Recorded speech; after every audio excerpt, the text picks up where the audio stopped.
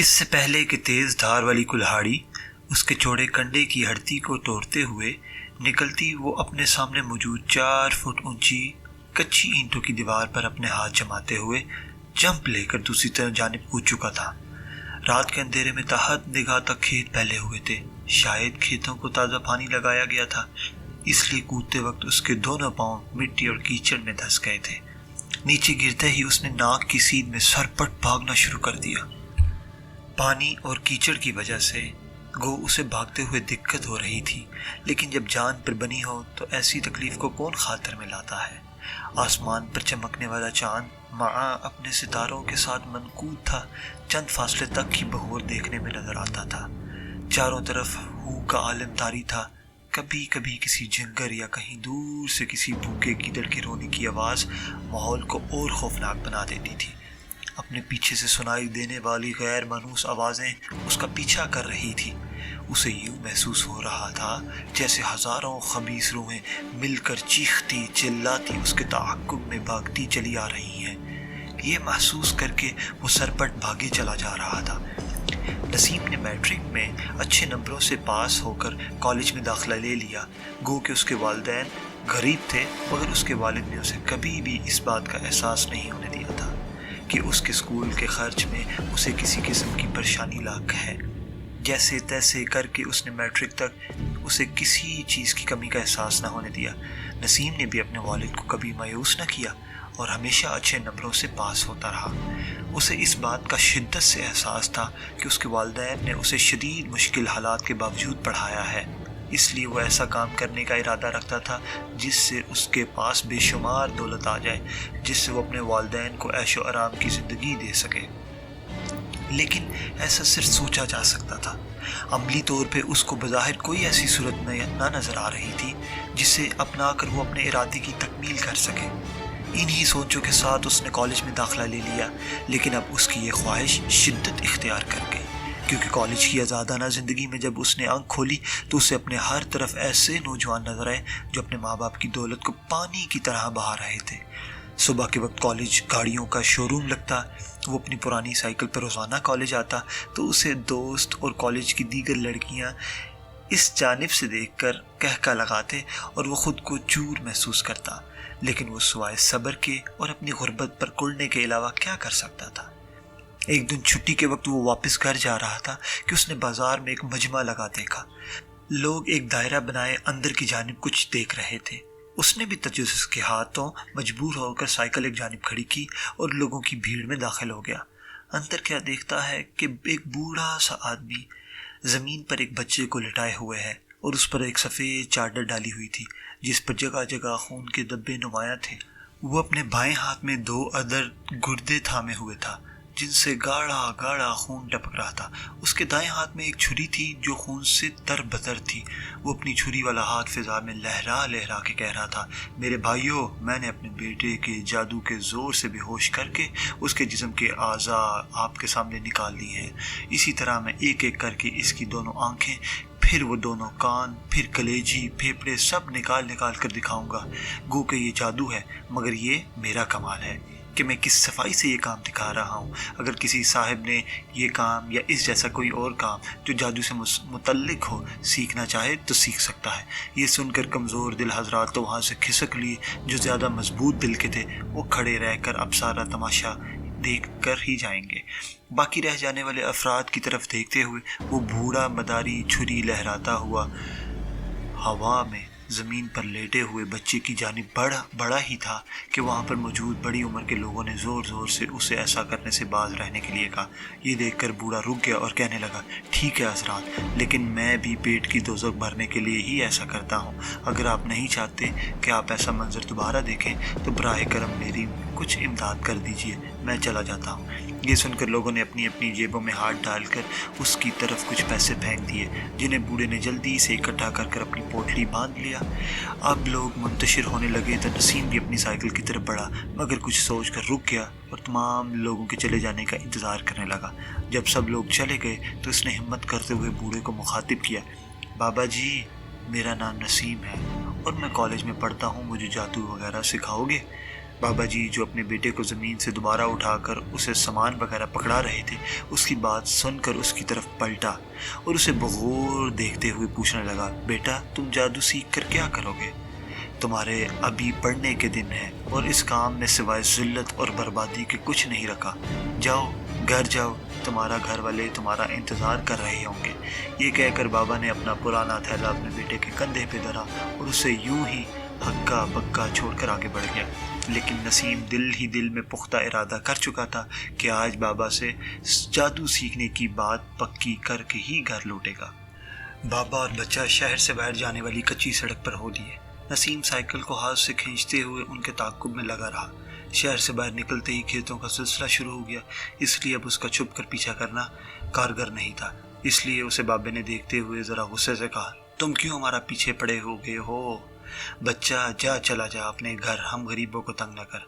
مگر بابا جی آپ نے خود اعلان کیا تھا کہ اگر کوئی جادو سیکھنا چاہتا ہے تو آپ رقم کے عوض اسے جادو سکھائیں گے۔ نسیم نے اسے یاد دلایا، ہاں کہا تھا مگر میں بچوں کو جادو نہیں سکھاتا، میری نظر میں تم ابھی بچے ہو۔ بابا بھی ترقی بترقی جواب دیتے ہوئے کہا، مگر نسیم منتوں پر اتر آیا۔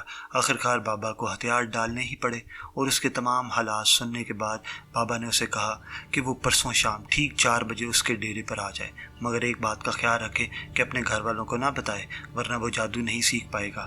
نسیم نے اس سے وعدہ کیا اور خوشی خوشی اپنے گھر کی راہ لی۔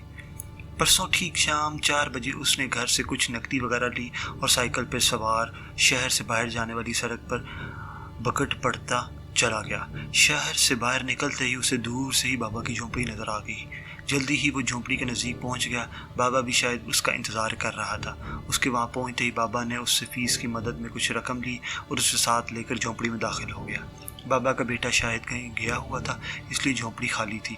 اسے ایک طرف بیٹھنے کا کہہ کر بابا نے ایک پرانے سے صندوق سے ایک بوسیدہ کتاب نکالی جس کے اوراق حالات کی گردش سے سیاہ پڑ چکے تھے۔ اس کی جلد پر 2 کوبرا ناگ پھن پلائے موجود تھے جس کے سامنے ایک فاختہ پر پڑا رہی تھی۔ اس کے منہ سے خون کی ایک پتلی سی دار نکل کر نیچے گر رہی تھی۔ کتاب کا عجیب سا ٹائٹل تھا جو سمجھ میں نہ آنے والا تھا۔ بہرحال اس نے بھی زیادہ غور کرنا مناسب نہ سمجھا اور تجسس سے چہرے پر ہاتھ جمائے بابا کی طرف دیکھتا رہا جو اس کے صفحے الٹ پلٹ کرنے میں لگا ہوا تھا۔ کافی دیر تک ورق گردانی کرنے کے بعد بابا نے اپنا چہرہ اوپر اٹھایا۔ اف خدایا، یہ کیا! اس کی آنکھوں کے سیاہ پتلیاں غائب تھی اور سفیدی عجیب سمندر پیش کر رہی تھی۔ نسیم نے ڈر کر بھاگنے کی کوشش کی تو بابا نے ایک گردار آواز سے اسے دوبارہ بیٹھنے کا حکم دیا۔ وہ ڈر کر دوبارہ بیٹھ گیا مگر اس کا جسم ہلکے ہلکے کانپ رہا تھا۔ کچھ دیر تک بابا اس کی جانب ٹکٹکی باندھے دیکھتا رہا، پھر اچانک اس نے آنکھیں جھپکیں تو دوبارہ اس کی آنکھوں میں سیاہ پتلیاں نمودار ہو گئی۔ بابا اس کی طرف دیکھ کر مسکرا کر کہنے لگا، مبارک ہو، میں نے اپنے گروہ سے اجازت لے لی ہے اور وہ تمہیں اپنا چیلا بنانے پر راضی ہو گیا ہے۔ اب تم اس بات کو اچھی طرح ذہن نشین کر لو کہ تم نے جادو سیکھنا ہے اور اپنے ارادے اور اعصاب کو مضبوط بنانا ہے، کیونکہ جادو سیکھنے کے دوران تمہیں بہت سے عجیب و غریب مناظر اور واقعات کا سامنا کرنا پڑے گا۔ کمزور دل حضرات یہ تو اپنی جان گنوا بیٹھتے ہیں یا مکمل طور پر پاگل ہو جاتے ہیں، اس لیے تمہیں پہلے سے بتایا جاتا ہے کہ ایسی کوئی حرکت نہ کرنا جس کا خمیازہ تمہیں بھگتنا پڑے۔ بابا نے اسے تنبیہ کرتے ہوئے کہا۔ نسیم غور سے اس کی بات سن رہا تھا اور ساتھ ساتھ اس بات میں سر ہلا رہا تھا۔ اس نے بابا سے پکا وعدہ کیا کہ وہ جیسا کہے گا ویسا ہی کرے گا۔ بابا نے اسے شاباش دی اور کتاب میں سے ایک جاپ لکھ کر دیا اور کہا کہ جب گھر والے سو جائیں تو چھت پر جا کر اس جاپ کو مسلسل 400 دفعہ پڑھنا اور اس دوران اگر ڈر لگے تو یاگرو پکارنا ہے۔ بابا نے اسے ایک چٹ تھماتے ہوئے کہا۔ نسیم نے بابا سے چٹ لے لی اور گھر جانے کی اجازت چاہی تو بابا نے اسے اس شرط پر اجازت دی کہ کل وہ واپس یہاں آ کر اسے رات کی رپورٹ دے گا تاکہ اسے مزید سبق دیا جائے۔ نسیم نے وعدہ کیا اور گھر کی لار لی۔ یہ ایک چھوٹا سا کمرہ تھا جس کی وسط میں آگ جل رہی تھی اور اس پر ایک ننگ دھڑنگ صرف لنگوٹ باندھے ایک شخص گردن جھکائے بیٹھا تھا۔ اس کے سر کے بال سفید اور گردن اور جسم پر جھریاں نمایاں تھیں۔ وہ یوں سر جھکائے بیٹھا تھا جیسے صرف ایک مقصد کے لیے پیدا ہوا ہو۔ کمرہ ہر قسم کے ساز و سامان سے عاری تھا اور اس کے کونے میں ایک بھیڑیے کا بچہ بندھا ہوا تھا۔ اس کے منہ سے یوں آوازیں نکل رہی تھی جیسے وہ اپنے سامنے کسی عفریت کو دیکھ رہا ہو۔ بوڑھا کچھ دیر کے بعد ایک جھرجھری لیتا ہوا اٹھا اور آگ میں ہاتھ ڈال کر اس میں سے ایک تیز دھار والی چھری نکال لی، اور اس کا ہاتھ جوں کا توں تھا، اس پر آگ کا کچھ اثر نہیں ہوا تھا۔ چھری ہاتھ میں پکڑے ہوئے وہ بھیڑیے کے بچے کی طرف بڑھا اور ایک ہی دار میں اس کی گردن دھڑ سے الگ کر دی۔ خون کے فوارے کی طرح نکلا اور تمام فرش پر پھیل گیا۔ بوڑھے نے چھری ایک طرف پھینکی اور زمین پر لیٹ کر خود کو بھیڑیے کے خون میں غسل دینے لگا۔ جہاں جہاں خون لگتا جا رہا تھا جسم کے اس حصے سے جھریاں ختم ہوتی جا رہی تھی۔ بوڑھے نے کالے علم کا ایک وار اگیا بیتال استعمال کرتے ہوئے دوبارہ جوانی حاصل کر لی تھی۔ صرف اس مقصد کے لیے اسے 5 سال انتظار کرنا پڑا تھا، پھر جا کر اسے یہ جاب حاصل ہوا تھا۔ لیکن ابھی بھی کچھ کمی تھی، یہ جوانی صرف 2-3 سال تک ہی برقرار رہنی تھی۔ اس کے بعد اسے مزید 5 سال انتظار کرنے کے بعد یہی عمل دہرانا تھا۔ لیکن اس کے ساتھ ساتھ وہ ایک کالے علم کا جاب کر کے یہ جان چکا تھا کہ اگر وہ کسی ایسے آدمی کو اپنا چیلا بنا لے جو خوش اسلوبی سے اس کے لیے کالے علم کے کچھ جاب کر کے بیروں کو قابو کر لے اور ان سے سدا جوان رہنے کے گن حاصل کر لے، تو وہ انہیں اپنا کر ہمیشہ کے لیے امر ہو جائے گا۔ اور پھر اسی مقصد کے لیے اس نے اپنے خاص چیلے لجپال کو بوڑھے مداری کے بھیس میں مجمع لگانے کے لیے شہر بھیجا تھا، اور وہ جانتا تھا کہ نسیم کس وقت اور کس راستے سے گھر لوٹتا تھا، اور آخرکار اس کے چیلے نے اس طریقے سے نسیم کو اپنے جال میں پھنسایا تھا کہ اسے ذرا برابر بھی شک نہ ہو پایا۔ اس سارے کام میں یہ شرط لازمی تھی کہ اس کا شکار خود اپنی مرضی سے یہ سب کچھ کرنے کو تیار ہو۔ آج اس کے نئے چیلے نے جیسے ہی پہلا سبق لیا تو اس نے بھی اپنی کارروائی شروع کر دی۔ اسی سلسلے میں وہ اس وقت اس عمل سے گزر رہا تھا۔ خون سے تر ہونے کے بعد اس نے آگ پر رکھے فریم پر دھرے چاروں چراغوں کو لوؤں کو نوچ کر دور پھینکا اور گھٹا گھٹ کر کے ان میں بھرا انسانی خون پی گیا۔ خون جسم کے اندر پہنچتے ہی اس کے بال سفید سے کالے سیاہ ہونے لگے۔ کچھ ہی دیر میں اس کے تمام بال سیاہ ہو گئے تھے۔ اس نے اپنا پہلا عمل کامیابی سے مکمل کر لیا تھا۔ یہ رات کے تقریباً 11:30 بجے کا وقت ہوگا جب نسیم آہستہ سے اپنے بستر سے اٹھا اور الماری سے جاب والا کاغذ نکال کر آہستہ آہستہ قدم اٹھاتے چھت پر جانے والی سیڑھیوں کی جانب بڑھتا چلا گیا۔ گھر کے تمام افراد خواب گروش کے مزید لوٹ رہے تھے۔ چھت پر اندھیرا چھایا ہوا تھا، مگر چاند کی ملکی روشنی اندھیرے کو دور کرنے میں ناکام تھی۔ غالب چاند کی آخری تاریخیں تھی۔ اس نے ہاتھ میں پکڑا جاب غور دیکھا، ہلکے ہلکے الفاظ اس کو دکھائی دے رہے تھے۔ اس نے بابا کی ہدایت کے مطابق اپنے گرد ایک ہزار کھینچ کر اس میں چوکڑی مار کر بیٹھ گیا اور آہستہ آہستہ جاب کا ورد کرنے لگا۔ بابا کے مطابق اس نے 400 مرتبہ اس کا ورد کرنا تھا۔ ابھی اس نے بمشکل 50 بار ورد کیا ہوگا کہ اسے یوں محسوس ہوا جیسے زمین آہستہ آہستہ حرکت کر رہی ہو۔ پہلے تو اس نے اسے اپنا وہم سمجھا، لیکن جب اس میں ذرا تیزی آئی تو اس نے جاب روک کر دونوں ہاتھ زمین پر ٹکا لیے۔ ایسا کرتے ہی ارتعاش بند ہو گئی، لیکن جاب رک چکا تھا۔ یہ دیکھ کر اس نے دوبارہ جاب شروع کیا تو اس بار اسے یوں محسوس ہوا جیسے دور سے ایک عورت، ایک مرد اور ایک بچہ اس کی جانب بڑھ رہا ہو اور وہ اکیلا جنگل میں بیٹھا ہو۔ اس کے چاروں طرف عجیب و غریب شکلوں کے درخت سر اٹھائے کھڑے تھے۔ کچھ ہی دیر میں وہ لوگ اس سے چند فٹ کے فاصلے پر بیٹھ گئے اور بچہ رونے لگا۔ مرد نے عورت سے اس کی وجہ پوچھی تو عورت کہنے لگی اسے بھوک لگی ہے اس لیے رو رہا ہے۔ مرد نے یہ سن کر کہا میں ابھی سے کھانے کے لیے کچھ لاتا ہوں۔ یہ کہہ کر وہ ایک جانب چلا گیا۔ کچھ ہی دیر میں اس نے دیکھا کہ اس مرد کے ہاتھ میں ایک جنگلی بھیڑیا لٹکا ہوا تھا، اس کی گردن ایک جانب ڈھلکی ہوئی تھی۔ اس نے وہ بھیڑیا اس عورت کے پاس پھینک کر کہا لو اسے کھا لو، اس سے تمہاری اور تمہارے بچے کی بھوک ختم ہو جائے گی۔ نسیم مسلسل جاب کا ورد کرتے ہوئے ان کی جانب دیکھ رہا تھا اور وہ ان کی گفتگو صاف سن رہا تھا۔ بچے اور عورت نے لپک کر بھیڑیے کے ہاتھوں میں دبوچا اور کچھ ہی دیر میں وہاں ہڈیوں کا ڈھیر تھا۔ مجھے اور بھوک لگی ہے، میرا بھی پیٹ نہیں بھرا، عورت نے ہونٹوں پر لگا خون اپنی لمبی زبان سے چاٹتے ہوئے کہا۔ یہ سن کر مرد نے نسیم کی طرف اشارہ کرتے ہوئے کہا میرا خیال ہے یہ کوئی بد نصیب بیٹھا ہے، میں ابھی جا کر اسے پکڑتا ہوں اور تم اسے کھا کر اپنی بھوک مٹا لینا۔ یہ کہہ کر وہ جیسے ہی اس کی جانب بڑھا، یہ دیکھ کر نسیم جاب ادھورا چھوڑ کر تیزی سے اٹھ کر بھاگا تو ایک زوردار ٹکر سے اس کا سر دیوار سے ٹکرایا۔ وہ لہرا کر پیچھے گر پڑا۔ اس کے اثار سے نکلتے ہی وہ منظر غائب ہو گیا۔ وہ چھت کی دیوار سے ٹکرا کر بے ہوش ہو گیا تھا۔ نہ جانے وہ کب تک اس حالت میں پڑا رہتا اگر بابا بر وقت وہاں پہنچ کر اسے دوبارہ ہوش نہ دلاتا۔ بابے کے پہنچنے پر اس نے تمام حقیقت بتا دی۔ بابے نے تمام واقعات سن کر اسے تاکید کی، میں نے تو تمہیں پہلے ہی کہا تھا کہ اس قسم کے واقعات سے سامنا کرنا پڑے گا، اس لیے دوبارہ کہہ رہا ہوں کہ کسی بھی حالات ہوں تم حصار سے باہر نہ نکلنا ورنہ تمہاری جان بھی جا سکتی ہے۔ یہ کہہ کر بابا نے اسے آرام کرنے کو کہا اور دوبارہ کل شام ڈیرے پہ پہنچ جانے کا کہا کر چلا گیا۔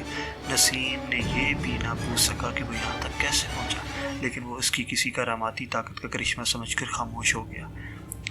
کھیترپال کالے علم کا ایک ایسا وار ہے جسے خود کالے علم کے ماہر بھی بہت کم اور سوچ سمجھ کر استعمال کرتے ہیں۔ اس کے جاب کے ذریعے بھنڈاری کایا پلٹ کے بیروں کو قابو کیا جا سکتا ہے۔ کہا جاتا ہے کہ اگر اس کا کرنے والا ہلکی سی بھی لغزش کا شکار ہو جائے تو اسی وقت اس کا جسم گلنا شروع ہو جاتا ہے، جب تک اس کے دفاع میں کوئی اور عمل نہ کیا جائے۔ اس کا شکار ہونے والا ختم ہو کر رہ جاتا ہے۔ اس کے کرنے کا وقت اور حالات دونوں متعین ہیں۔ گرو ہرمن نے آخرکار اس جاب کو کرنے کا فیصلہ کر لیا تھا۔ اس کے خاص چیلے نے رات کی رپورٹ اس کو تفصیل سے بتا دی تھی، جسے سن کر ہرمن دل ہی دل میں خوش ہو گیا تھا کہ اس کا انتخاب ضرور اس کے لیے فائدہ مند ثابت ہوگا، کیونکہ جاب کے شروع میں ہی لونا چماری اور کالا کاؤ کا نظر آ جانا اس بات کی نشاندہی تھی کہ ان چالوں کے بیر اس نئے چیلے سے خوفزدہ ہو گئے ہیں۔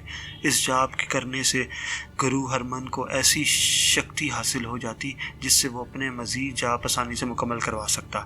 کھیترپال کے لیے 3 روز تک مسلسل ایک اندھیری گپا میں ایک ٹانگ پر کھڑے ہو کر وقفے وقفے سے نوزائیدہ بچوں کے سروں کا بھیجا کھا جانا تھا۔ اس عمل کے لیے اس نے 7 گھروں کا انتخاب پہلے سے ہی کر لیا تھا، جن گھروں میں کچھ ہی دنوں میں بچے کی ولادت متوقع تھی۔ اس مقصد کی تکمیل کے لیے اس نے لجپال کو تفصیل بھی سمجھا دی تھی۔ لجپال نے اسے اپنی کامیابی کا یقین دلایا تھا۔ کچھ ہی دنوں میں گرو ہرمن اس جاب کو کرنے والا تھا۔ وہ بڑی بےتابی سے بچوں کی پیدائش کا انتظار کر رہا تھا۔ اس کا بس نہیں چل رہا تھا کہ فوراً جا کر ان بچوں کو ان کی ماؤں کے پیٹوں سے نکال لے اور ان کے سر ان کے دھڑوں سے علیحدہ کر کے ان کا بیچا کچا چبا جائے، لیکن اس کے لیے اسے انتظار کرنا ضروری تھا، ورنہ وہ اپنا مقصد حاصل نہیں کر سکتا تھا۔ یہ اس کے لیے ایک کڑی شرط تھی۔ دوسرے روز نسیم کالج سے ذرا دیر سے نکلا اور سیدھا بابا کی جھونپڑی میں پہنچ گیا۔ بابا جھونپڑی میں کچھ گڑیاں سامنے رکھ کر ان میں سوئیاں چبو رہا تھا۔ پوچھنے پر اس نے بتایا کہ یہ گڑیاں اس نے رات قبرستان میں سب سے پرانی قبر میں دفن کرنا ہے۔ اس سے اس کو ایسی طاقت حاصل ہوگی جس سے وہ ایک بیر کو قابو کرنے میں مدد دے گی۔ یہ کہہ کر بابا نے 3 گولیاں اس کو دیں اور ساتھ ہی کہا کہ قبر پر بیٹھ کر 50 بار ہر بھنگ آکھیا دہرانا ہے اور خبردار ادھر ادھر دیکھنے کی کوشش نہ کرنا ورنہ پتھر کے بن جاؤ گے اور میں بھی تمہاری کوئی مدد نہ کر سکوں گا۔ نسیم نے گڑیاں قمیض کی سائیڈ والی جیب میں ڈالی اور گھر کی راہ لی۔ یہ رات کے تقریباً 12 بجے کا وقت ہوگا۔ چاند آسمان پر چمک رہا تھا، تاروں کی روشنی ہر سو پھیلی ہوئی تھی۔ بہت کھلی کھلی رات تھی۔ نسیم قبرستان جانے والے راستے پہ جا رہا تھا۔ گھر کے افراد سو چکے تھے اور وہ بیرونی دروازے کو تالا لگا کر باہر نکل آیا تھا۔ اسے اس بات کی خوشی تھی کہ وہ ایک ایسا کام کرنے جا رہا ہے کہ جس کے بعد اسے کسی قسم کی تکلیف نہ ہوگی۔ وہ جادو کے زور سے اپنے لیے اور والدین کے لیے بہت ساری دولت اکٹھی کر کے اور لوگوں کی طرح عیش و عشرت کی زندگی گزار سکے گا۔ یہ سوچتے ہوئے قبرستان کے دروازے پر پہنچ کر رک گیا۔ آس پاس جھاڑ جھنکارا گا ہوا تھا جس میں سے جھینگروں کا شور صاف سنائی دے رہا تھا۔ اس نے ادھر ادھر دیکھ کر کوئی پرانی سی قبر تلاش کرنا چاہی جس پر بیٹھ کر وہ جاب مکمل کر سکے اور گڑیاؤں کو اس میں دبا سکے۔ ابھی وہ اسی تلاش میں ہی تھا کہ اس کو سامنے کوئی عورت بین کرتی دکھائی دی۔ رات کے سناٹے میں اس عورت کے رونے کی آواز عجیب دہشت طاری کر رہی تھی۔ عورت کے بال کھلے ہوئے تھے اور وہ دونوں ہاتھوں سے اپنا سینہ پیٹ رہی تھی۔ عورت کو اس کی طرف پش تھی، اس لیے وہ پہچان نہ سکا کہ وہ کون بد نصیب ہے۔ وہ آہستہ آہستہ قدم اٹھاتا اس کی طرف بڑھتا چلا گیا۔ اس کے قریب پہنچ کر اس نے اسے مخاطب کیا، سنیے محترمہ، آپ کون ہیں اور مرنے والا آپ کا کیا لگتا ہے؟ وہ میرا شوہر تھا اور میں اس لیے رو رہی ہوں کہ اگر وہ بھی اس وقت یہاں موجود ہوتا تو ہم اکٹھے ہی تمہاری ہڈیوں کو چباتے اور خون پیتے۔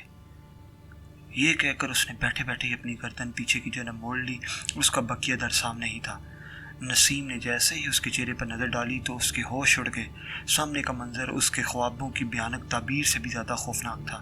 اس عورت کے چہرے پر 3 آنکھیں تھیں جس کی سیاہ پتلیاں غائب تھیں اور وہ آنکھوں سے چھوٹے چھوٹے سانپ پھن پھلائے باہر کی جانب لپک رہے تھے اور اس کے پیلے پیلے لمبے دانت دونوں باچھوں سے جھول رہے تھے۔ اس کی تھوڑی پر ایک گاڑھا سا جس میں ایک پیلے رنگ کا بچھو بیٹھا صاف دکھائی دے رہا تھا۔ نسیم کو یوں لگا جیسے زمین نے اس کے پاؤں جکڑ لیے ہوں۔ اس نے تیزی سے بھاگنا چاہا لیکن ناکام رہا۔ اس سے پہلے کہ وہ بلا اس کی گردن دبوچتی ایک ہلکا سا جھابکا ہوا اور بابا ہاتھ میں ایک عجیب و غریب شکل کا ڈنڈا لیے نمودار ہوا اور آتے ہی اس نے اس پر وہ ڈنڈا چلا دیا۔ بلا ڈنڈا کھاتے ہی پلک جھپکتے غائب ہوگی۔ نسیم کا تو جیسے کاٹو لہو نہیں۔ بابا نے ایک منتر پڑھ کر اس پر پھونکا تو اسے ہوش آیا۔ بابا نے اسے حوصلہ دیا اور اسے اپنا کام ختم کرنے کا کہہ کر غائب ہو گیا۔ بابا کے بغل پہنچنے پر اس کی جان بچ گئی تھی اور اسے کافی تقویت ملی تھی کہ بابا اسے کبھی بھی اکیلا نہیں چھوڑے گا۔ اب وہ بے فکر ہو کر قبرستان میں گھومنے لگا۔ جلد ہی اسے ایک کافی بسیدہ اور پھٹی پرانی قبر نظر آ گئی۔ اس نے جیب میں ہاتھ ڈال کر گڑیاں نکالی اور ایک ہاتھ سے ذرا سا گڑھا کھود کر انہیں اس میں دفنا کر مٹی ڈال دی۔ پھر اس پر بیٹھ کر بابا کا بتایا ہوا جاپ پڑھنے لگا۔ اس سارے عمل میں اسے 15 منٹ لگے۔ کام ختم ہو کر وہ سیدھا گھر پہنچ گیا۔ گھر کے افراد جوں کے توں سوئے ہوئے تھے۔ اس نے ہاتھ منہ دھویا اور سیدھا بستر کی جانب بڑھ گیا۔ لیٹتے ہی اس کی آنکھ لگ گئی۔ ایک انتہائی تاریک غار میں ہرمن ایک ٹانگ پر کھڑا تھا۔ اس کے دانے ہاتھ میں تشت تھا جس میں 7 عدد نوازید بچوں کے سر رکھے تھے۔ سروں سے نکلنے والا خوب سے تشت لباب بھرا ہوا تھا۔ گرو کے منہ سے عجیب و غریب الفاظ نکل رہے تھے۔ وہ وقفے وقفے سے ایک ایک سر کو اپنے دانتوں سے بنوڑتا اور اس میں سے نکلنے والا بھیجے کو یوں کھاتا جیسے وہ اس کی مرغوب غذا ہو۔ اس نے بچوں کی پیدائش کے فوراً بعد اپنا جاپ کھیتر پال شروع کر دیا تھا۔ آج اسے دوسرا روز تھا اور کل اسے ایک ایسی شکتی حاصل ہونے والی تھی جسے پا کر وہ اپنے مذموم مقصد میں کامیاب ہو سکے گا۔ غار میں ہلکا ہلکا اندھیرا پھیلا ہوا تھا۔ غار سے دیکھنے پر ہی غار کے اندر کا منظر نظر آتا تھا۔ غار میں اس قدر خاموشی تھی کہ سوائے گرو کے ناموس الفاظ کی بنبناہٹ کے اور کچھ سنائی نہ دے رہا تھا۔ غار اندر سے کافی کشادہ تھا اور اس میں مزید غاروں کا لا متناہی سلسلہ پھیلا ہوا تھا۔ ابھی اسے کھڑے رہتے ہوئے تشت میں بھرے خون سے غسل بھی کرنا تھا، جس کے بعد اس کا جاپ پورا ہو جاتا۔ غار کی خاموشی میں ایک جھماکا ہوا اور زمین سے ایک پتلا برآمد ہوا جس کے جسم میں سوئیاں چبھی ہوئی تھی۔ پہلے کے ہونٹ ہلے اور ایک بار یکسی آواز سنائی دی، گرو ہرمن۔ مہا گرو نے پوچھا ہے کہ تمہارا نیا چیلا کہاں تک اپنے مقصد میں کامیاب ہوا ہے، کیونکہ لونا چماری اور کالا کوا مسلسل اس کے تعاقب میں ہی ہیں اور بیس بدل بدل کر اسے اپنے مقصد میں کامیاب نہ ہونے سے روک رہے ہیں۔ یہ یاد رکھو کہ اگر تم نے مہا گرو سے پوچھا ہوا جاپ ادھورا چھوڑا تو تم ہمیشہ کے لیے ختم ہو جاؤ گے۔ پتلے نے اسے تنبیہ کرتے ہوئے کہا۔ گرو ہرمن جو پتلے کو زمین سے نکالتے دیکھ کر چونک گیا تھا، اس کی بات سن کر سہم گیا اور کہنے لگا، مہا گرو کو کہہ دو کہ نئے چیلے نے کام شروع کر دیا ہے اور کچھ ہی دنوں میں انہیں خوشخبری سنائی جائے گی۔ یہ سنتے ہی پتلا غائب ہو گیا اور یہ دیکھ کر گرو ہرمن نے دوبارہ جاپ شروع کر دیا اور بے چینی سے کل کا انتظار کرنے لگا۔ لجپال نے ہاتھ میں پکڑی بوسیدہ کتاب کا ورق الٹا اور اس میں سے ایک جاپ کے الفاظ یاد کر کے سامنے بیٹھے نسیم پر پڑھ کر پھونک دیے۔ نسیم کو یوں محسوس ہوا جیسے وہ ہوا میں اڑتا جا رہا ہے۔ ایک تیز ہوا اس کے کپڑوں کو اس کے جسم سے علیحدہ کرنے کی ناکام کوشش کر رہی ہوں۔ ایسے صرف چند سیکنڈوں کے لیے ہی محسوس ہوا۔ لجپال نے ایک صندوق سے لمبا چھرا نکال کر اس کی طرف بڑھایا اور کہنے لگا، آج رات تم نے اس کی مدد سے ایک بچے کو ذبح کر کے اس کا سر لے کر گرو ہرمن، جو کہ اب تمہارے گرو ہیں، کے پاس جانا ہوگا۔ انہیں اندھیری غار میں ایک شکتی حاصل ہوگی جس سے تم بھی فائدہ اٹھاؤ گے۔ یہ گرو کا حکم ہے اور خبردار اگر تم نے انکار کیا تو اس چھرے سے تمہارا سر دھڑ سے علیحدہ کر دیا جائے گا۔ نسیم کو تو کچھ سمجھ نہیں آ رہا تھا کیونکہ وہ تو جادو سیکھنے کے شوق میں بابا کے پاس آیا تھا۔ اس نے تو اسے قتل و غارت گری پر لگا دیا تھا۔ اس نے انکار کرنا چاہا مگر اسے یوں محسوس ہوا جیسے الفاظ اس کے منہ میں گھٹ کر رہ گئے ہیں۔ اس نے چھرا بابا کے ہاتھ سے لیا اور اسے اپنے لباس میں چھپا کر جھونپڑی سے باہر نکل آیا۔ واپسی پر بابا نے اسے غار کا پتہ تفصیل سے سمجھا دیا تھا۔ رات کے تقریباً 10 بجے کا وقت ہوگا جب نسیم ہاتھ میں ایک تھیلا اٹھائے ہوئے، تھیلے کا رنگ سیاہ تھا اور اس میں سے خون رس رہا تھا۔ نسیم نے موقع دیکھ کر ایک 7 سالہ بچے کو ورغلا کر تیز دھار چھری کی مدد سے ذبح کر دیا تھا اور اس کا تھر دھر سے علیحدہ کر کے سیاہ تھیلے میں ڈال کر چھپا دیا تھا۔ گھر کے دیگر افراد اس کی ان سرگرمیوں سے لا علم تھے۔ اس نے اس طرح پلاننگ کی تھی کہ وہ باقاعدگی سے کالج بھی جا رہا تھا اور کسی کو شک بھی نہ ہونے دے رہا تھا۔ آسمان پر صرف تارے چمک رہے تھے، چاند غائب تھا، ہلکی ہلکی سی خنکی فضا میں چھائی ہوئی تھی۔ غار کی طرف جانے والا رستہ جھاڑ جھنکار سے اٹا پڑا تھا۔ جنگلی چوہے اور جھینگروں نے ادم مچا رکھا تھا۔ سیاہ رنگ کا پہاڑ اور اس میں بنا ہوا غار اسے اندھیرے میں یوں دکھائی دے رہا تھا جیسے کوئی دیو منہ پھاڑے کھڑا ہو۔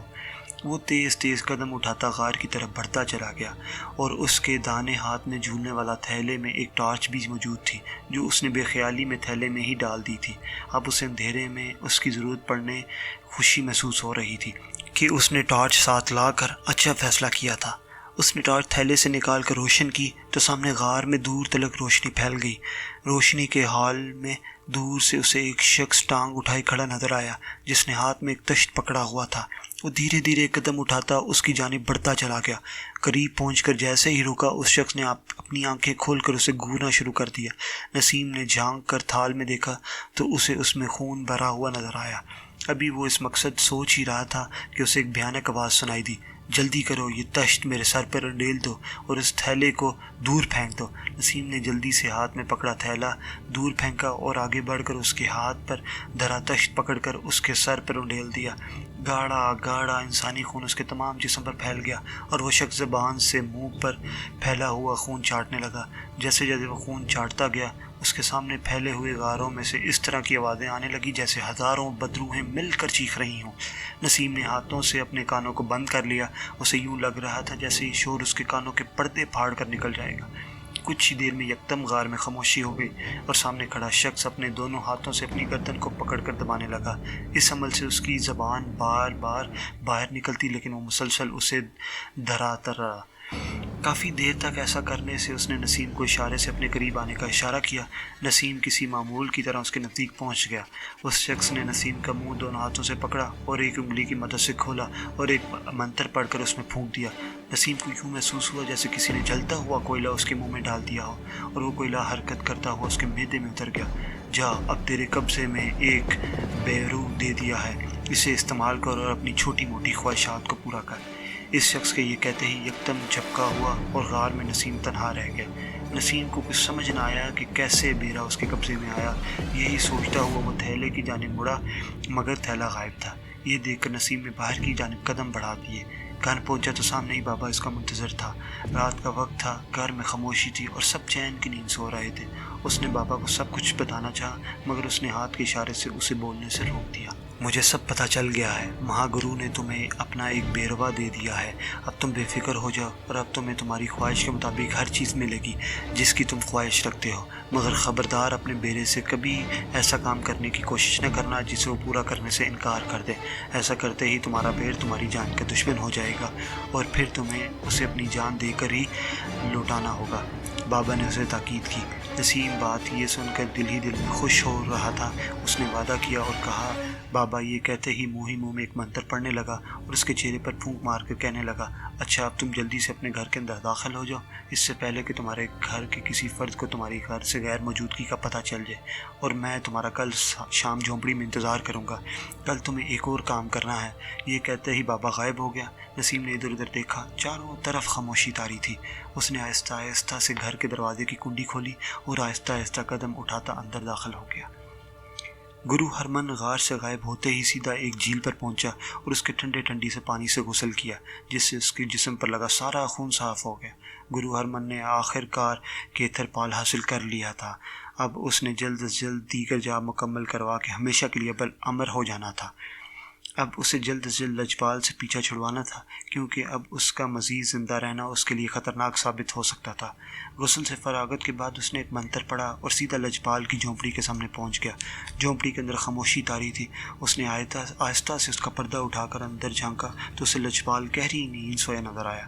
اس نے منہ ہی منہ میں ایک منتر پڑھ کر لجپال کی طرف اپنا دایاں ہاتھ جھٹکا تو اس میں سے ایک بجلی کی لہر نکل کر لجپال کے چہرے پہ پڑی اور لجپال دیکھتے ہی دیکھتے یوں جلنے لگا جیسے سوکھی لکڑی پر پیٹرول چھڑک کر اس کو آگ لگا دی جائے۔ چند ہی منٹوں میں وہاں راکھ کے سوا کچھ باقی نہ بچا۔ اب تم نرک میں جاؤ، باقی کام میرا نیا چیلا کرے گا۔ یہ کہہ کر گرو ہرمن غائب ہو گیا۔ بھنڈاری کا کایا پلٹ کے ساتھ ہاتھ باندھے گرو ہرمن کے سامنے کھڑا تھر تھر کانپ رہے تھے۔ کھیتر پال کا جاب اس وقت گرو ہرمن مکمل کر کے انہیں قبضے میں کر چکا تھا۔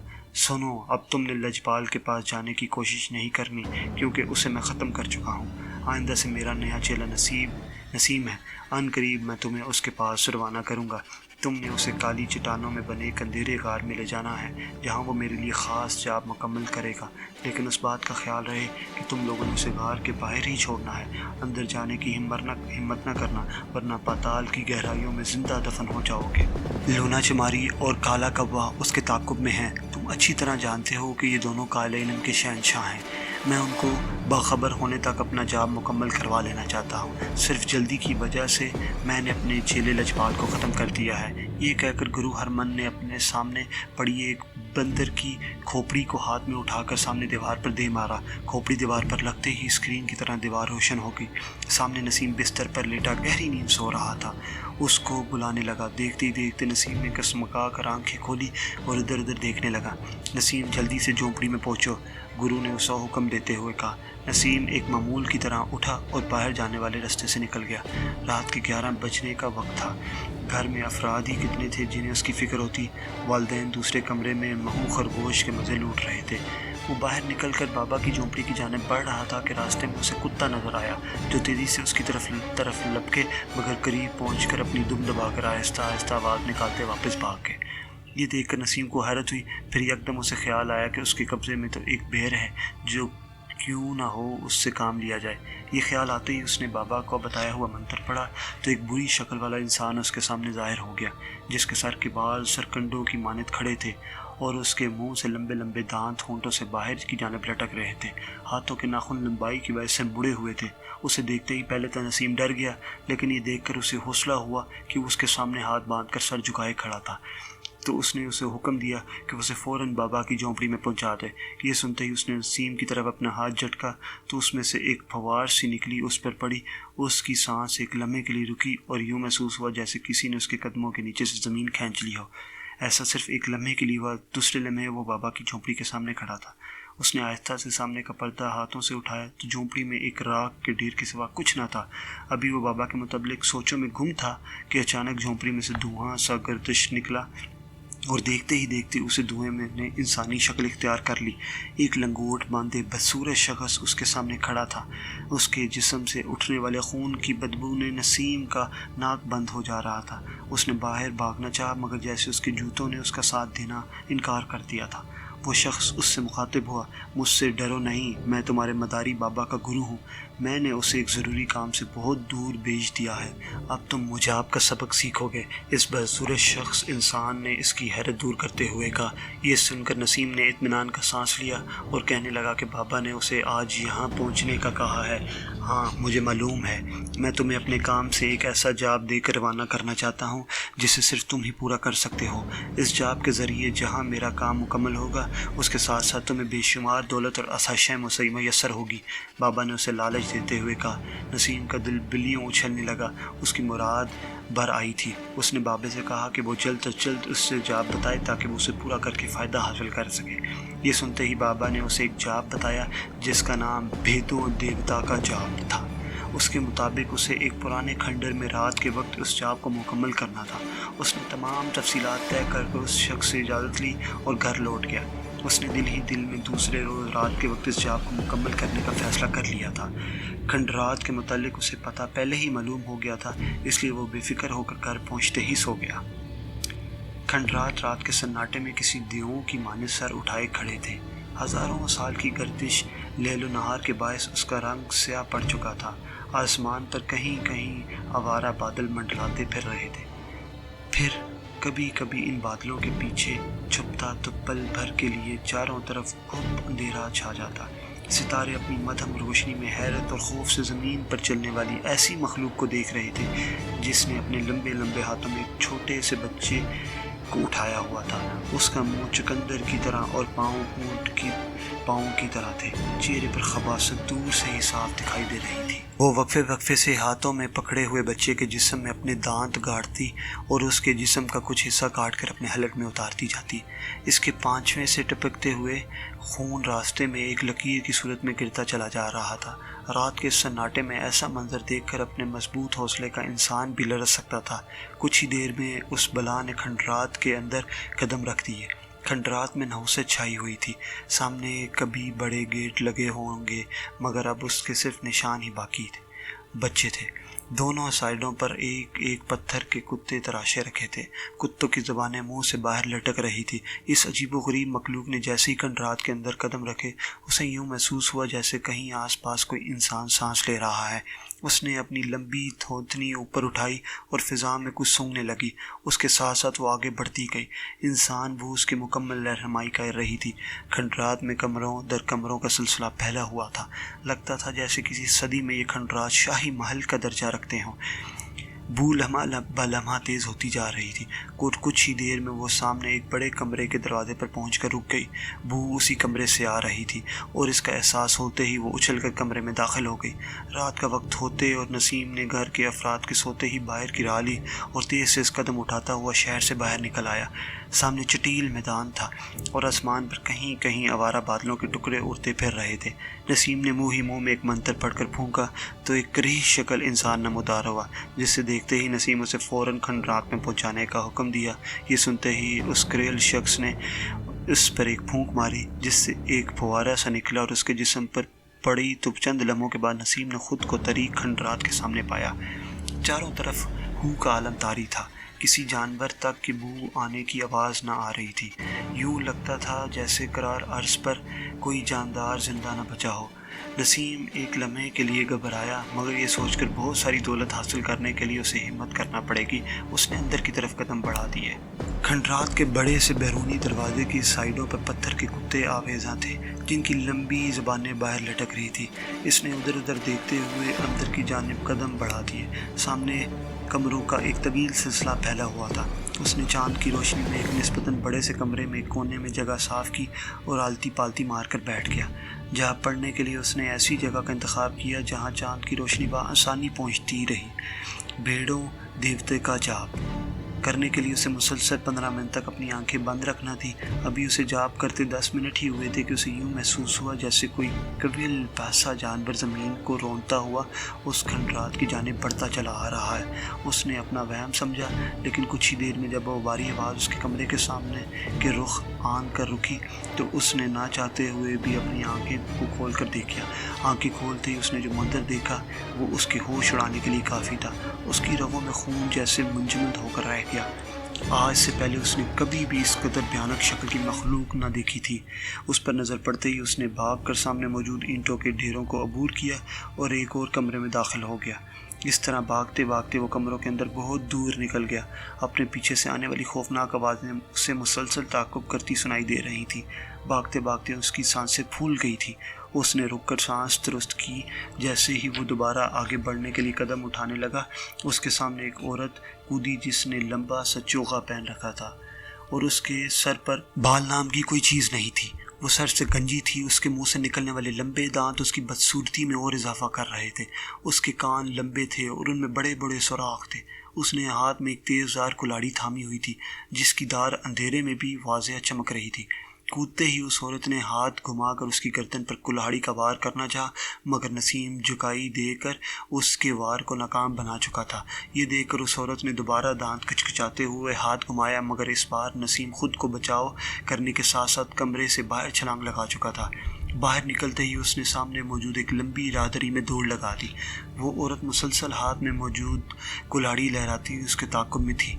नसीम अंधाधुंध भागता हुआ राहदरी पार कर गया। सामने एक लंबा दालान था जिसमें कुआं नुमाया था। कुएं के मंडेर पर बैठे हुए गिद्ध उसको बाहर निकलते ही अपने फड़फड़ाते हुए तारीक फिजा में तहलील हो गए। उसने एक लम्हे के लिए रुककर इधर उधर देखा और सामने मौजूद एक छोटा सा बरामदा नजर आने पर उसकी तरफ दौड़ा। बरामदे की दूसरी तरफ उसे चांद की रोशनी में दूर तक फैले हुए खेत साफ नजर आ रहे थे। जैसे ही वो बरामदे में पहुंचा, उसे अपने पीछे भागते हुए कदमों की आवाज़ें सुनाई दी। ये देखकर उसने भागकर अपने सामने मौजूद 4 फुट ऊंची कच्ची दीवार पर हाथ जमाते हुए बाहर खेतों में छलांग लगा दी। अगर एक पल की भी उसे देर हो जाती तो वो तेज़दार कुल्हाड़ी उसके कंधे की हड्डी को तोड़ती हुई निकल जाती। खेतों में लगे हुए ताज़ा पानी की वजह से उसे भागते हुए काफ़ी दिक्कत हो रही थी, मगर जान बचाने की खातिर वो मुसलसल भागता चला गया। न जाने कितनी देर तक वो यूं ही भागता चला गया। काफ़ी दूर निकल आने के बाद उसने पीछे देखा तो खंडरात का दूर दूर तक कुछ पता न था। उसके जूते कीचड़ से भरे हुए थे और उसके पाँव मन मन के हो रहे थे। उसने रुक कर जूते उतारे और उन्हें साफ करके दोबारा पहन लिया। दूर से कुटिया दिखाई दे रही थी پہلے تو اس نے اس طرف جانا مناسب خیال نہ کیا، مگر کچھ سوچ کر اس نے کٹیا کی جانب قدم بڑھا دیے۔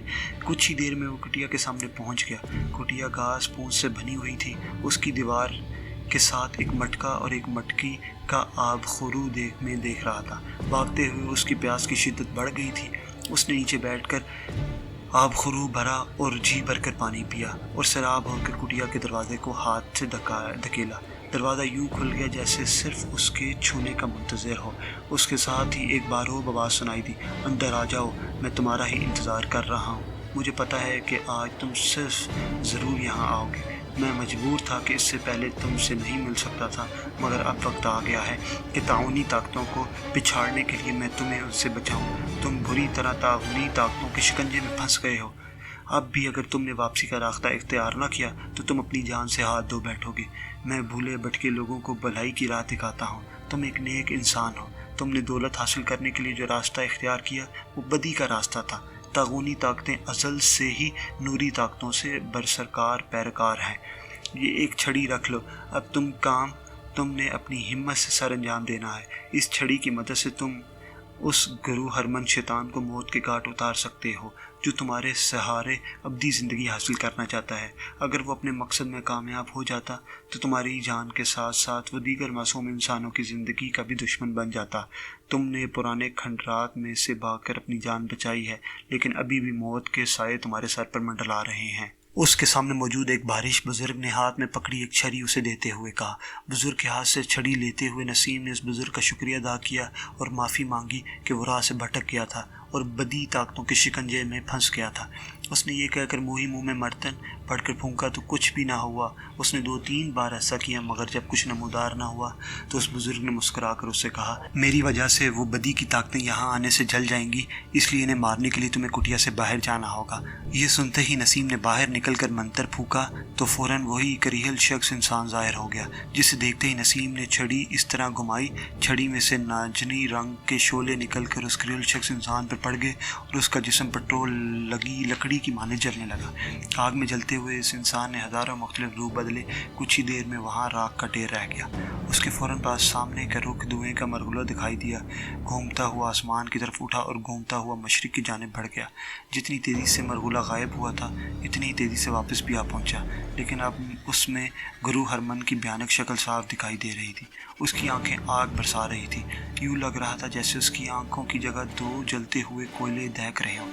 بزرگ بھی آہستہ سے آن کر نسیم کے پیچھے کھڑا ہو گیا۔ نسیم نے چھڑی والا ہاتھ اپنے پیچھے چھپایا ہوا تھا۔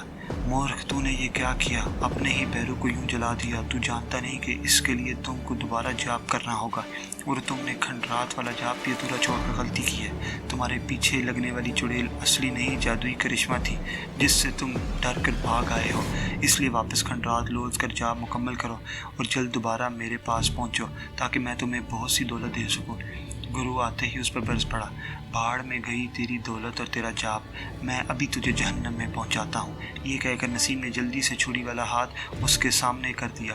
اس سے پہلے کہ گرو ہرمن سنبھل کر اپنا بچاؤ کرتا، چھڑی میں سے نکلنے والے نارنجی شعاعیں تیزی سے نکل کر گرو کے چہرے پر پڑی۔ گرو بھی منتر پڑھنے کے لیے منہ کھولنے ہی لگا تھا کہ پل بھر میں نارنجی شعاعوں نے اس کے چہرے کو بھسم کر دیا۔ گرو کے جلتے ہی نسیم کو ایک جھٹکا لگا اور اسے یوں محسوس ہوا جیسے کسی نے اسے دونوں ہاتھوں میں دبا کر مسل دیا ہو۔ پکڑا اتنی زوردار تھی کہ اسے اپنی سانس رکتی محسوس ہوئی اور پل بھر میں وہ بے ہوش ہو کر زمین پر گر پڑا۔ آنکھیں کھلتے ہی نسیم نے بزرگ کو اپنے چہرے پر جھکے دیکھا۔ یہ دیکھ کر وہ اٹھ کر بیٹھ گیا اور بابا نے پوچھنے پر معلوم ہوا چونکہ اس پر جادوئی حصار قائم تھا، اس لیے اس شیطان کے مرتے ہی حصار ختم ہو جاتا، اس لیے وقتی تکلیف ہوئی تھی، مگر اب اللہ تعالیٰ کے فضل و کرم سے تم بالکل ٹھیک ہو، لہٰذا میں تمہیں تمہارے گھر پہنچا دیتا ہوں۔ ابھی کچھ ہی دیر میں صبح ہونے والی ہے، اس لیے اپنے گھر والوں کو خبر ہونے سے پہلے گھر پہنچ جاؤ۔ یہ کہہ کر بابا نے اسے آنکھیں بند کرنے کا کہا، اور آنکھیں بند ہوتے ہی اسے ایک لمحے کے لیے یوں محسوس ہوا جیسے اس کا جسم ہوا میں تیرتا ہوا جا رہا، اور پھر بابا کے کہنے پر اس کی آنکھیں کھولی تو وہ خود کو گھر کے دروازے پر پایا۔ بابا غائب ہو چکے تھے۔ اس نے خدا کا شکر ادا کیا اور گھر میں داخل ہو کر اپنے بستر پر دراز ہو گیا۔ وہ موت کے منہ سے جا کر واپس زندگی کی طرف پلٹا تھا۔ اس نے سچے دل سے توبہ کی اور مطمئن ہو کر گہری نیند سو گیا۔ تو میرے دوستوں، بہنوں، بھائیوں، یہ تھی آج کی کہانی۔ امید ہے آپ سب کو اچھی لگی ہوگی، اور اللہ تعالیٰ بھی ہم سب کو نیک اور اچھے اعمال کرنے کی توفیق دے۔ ایک اور نئی کہانی کے ساتھ آپ کی خدمت میں حاضر ہوں گا، تب تک کے لیے اللہ حافظ۔